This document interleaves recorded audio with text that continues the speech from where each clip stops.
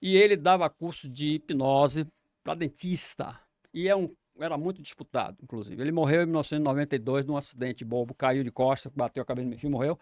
Mas ali, pela primeira vez na história de odontologia no Brasil, você vai ter hipnose como disciplina obrigatória da grade curricular. Foi a única condição. No mais, ela sempre foi admitida, aceita, sem discussão, mas como curso livre, dado Sim, pelas sim, ABOs. complementar. Dado Tal. pelas ABOs, né?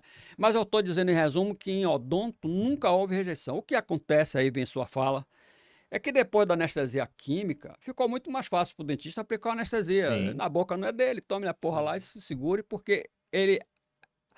Daí um grande salto, porque ele não perde o tempo com o paciente. Se bem que é outra conversa, porque você perderia um tempo no início, mas depois não necessariamente. A pessoa estaria como se condicionada a determinada onda de que o estado analgésico iria se manifestar a partir de ele sentar na cadeira ou coisa que o valha. Mas, em resumo, com a anestesia química, houve uma certa abstenção do uso da hipnose em odonto. Mas todo cara antigo, e principalmente em situações onde não é tão fácil você obter o anestésico, a hipnose foi usada, classicamente usada. Se você buscar na literatura, especificamente hipnose odonto, e tem um nome específico, é hipnodontia, Poxa. ou odonto-hipnose, escolha o mais bonito. Isso é clássico, histórico, né? De 1958, já considerado como grade curricular nos Estados Unidos. Não há contestação, nunca houve rejeição. Os mais antigos sempre usaram, sempre aprenderam de forma não formal, por não entrar na estrutura da grade curricular, com exceção de alguns dentistas da Bahia, de 1992 para assim, uns 20 anos menos, que é quando o José Mazzoni entra ensinando isso. Eu fui professor a vida toda e trabalhei na Universidade Federal. Eu seria um forte candidato a substituir Mazzoni, né? A perda dele foi imensurável, porque as aulas dele eram muito disputadas. E não só porque as pessoas teriam interesse em aplicar isso no procedimento odontológico, mas porque era um ensinamento a mais e fascinante. Então, Mazzoni era disputado como professor. Quando ele morre, ficou um vácuo e não tinha quem o substituísse fácil. Porque é uma disciplina que, embora você possa ter uma carga acadêmica, ela depende muito de uma experiência prática. E aí você não vai encontrar bons hipnotistas para assumir esse papel. Eu seria um dos sucessores. Só que nessa fase, exatamente nessa fase de Mazzoni, eu estou enveredando pela minha vida acadêmica. Estou terminando o mestrado, começando o doutorado, e aí eu não assumi. Mas, em resumo, não tem dentista que despreze hipnose ou que desconheça ou que rejeite como sendo alguma coisa não aceitável ou discutível. Não. Odonto e hipnose é um casamento perfeito. Sempre foi. Sempre foi. O que não acontece com as outras áreas, obviamente, né? Na medicina, o senhor já vê mais rejeição? Tem rejeição, mas tem grandes aceitações, né? Você tem, por exemplo, um hospital em Goiás, os caras fizeram um curso de hipnose comigo. Inclusive, eles fizeram em Salvador, depois eu fui lá em Goiás e trabalhei com a equipe de cirurgiões e médicos, e eles ficaram tão entusiasmados que sistematizou isso dentro do hospital. A tal ponto da gente chegar ao nível de pesquisa com o instrumento, mostrando com o BIS. O BIS é um instrumento bispectral porque ele vai avaliar sua perda de consciência, seu relaxamento muscular, enfim, tem algumas outras variáveis, mas ele vai lhe dar uma fotografia do que está acontecendo a nível de sensibilidade à dor. É um aparelho isso? É. E, O BIS, e ele é conectado o BIS é como que um monitor, óbvio, com software próprio, que você prende o eletrodo na testa do cara e a Certo. partir desse eletrodo ele vai dar essas variáveis que são mensuráveis, de perda de consciência, relaxamento muscular, batimento cardíaco, pressão arterial, quer dizer, é um monitorzinho bem completo.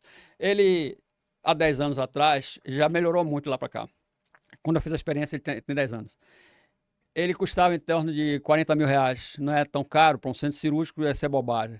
Mas o eletrodo que você bota na testa do cara, na época era 4 mil, hoje deve estar em torno de uns 8 mil. Você só usa uma vez. O descartável. fabricante já faz, Já para já de sacanagem, você só usa uma vez. Então eu fiz uma pesquisa com 16 pessoas, só aí, você imagina, já foi 100 mil reais e foi O embora. fabricante não ganha na venda do aparelho, né? Nos eletrodos. Agora, isso hoje já melhora muito. Quer dizer, o eletrocefalograma, por exemplo, hoje, você não tem mais que comprar o aparelho. Você tem um software que você instala no seu celular, né? E aí você bota um transmissorzinho, que é um eletrodo na testa do sujeito, e por Bluetooth ele transmite para o seu celular. Você vai ver as ondas todas, as ondas alfa, beta, gama e tal. Quer dizer, o eletrocefalograma se tornou barato, fácil de operar e de baixo custo. Há outros instrumentos também. Com essa evolução tecnológica, eles facilitam muito. A mesma coisa vai acontecer com o BIS há pouco tempo. Em compensação, você tem outros instrumentos que também são utilizados nesse mesmo tipo de pesquisa, são caríssimos. O eletrocefalograma você utiliza, mas você poderia recorrer ao Scaman, você poderia recorrer à ressonância magnética, enfim, você tem uma série de instrumentos que também podem entrar nessa avaliação. Eu quero dizer, enfim, para fechar um link aí, é que toda vez que você utiliza instrumento para mensurar transe, você está montado na escola russa. Foi ela que introduz essa possibilidade de trazer para o ambiente de laboratório a pesquisa em transe. E aí, por um gancho para a hipnose. Por quê? Porque a hipnose sempre tentou transe, mas não necessariamente produz. Ela é uma das estratégias. As escolas clássicas de hipnose são estratégias que buscaram produzir transe, ora com mais eficiência, ora menos eficiência, até você obter um método que seja superior. Eu digo que o transe terapia semiótica, ou em resumo, quando você usa semiótica, você está gerando a possibilidade, primeiro, da produção de um transe mais contundente, segundo, pela introspecção a um nível muito mais profundo da consciência. Mas para você entender essa conversa aqui, é preciso muita teoria. Você precisa entender, por exemplo, qual o mecanismo mental, como funciona esse mecanismo mental.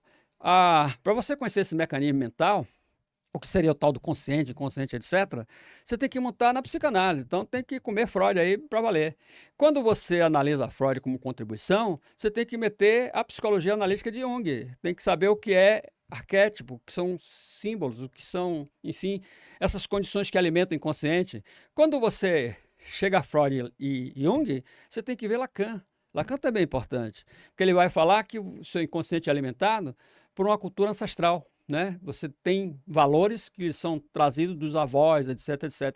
Lacan, então você tem Freud, Jung, Lacan, você vai pegando pela verdade. Quando você começa a entender essa estrutura mental a partir dessa...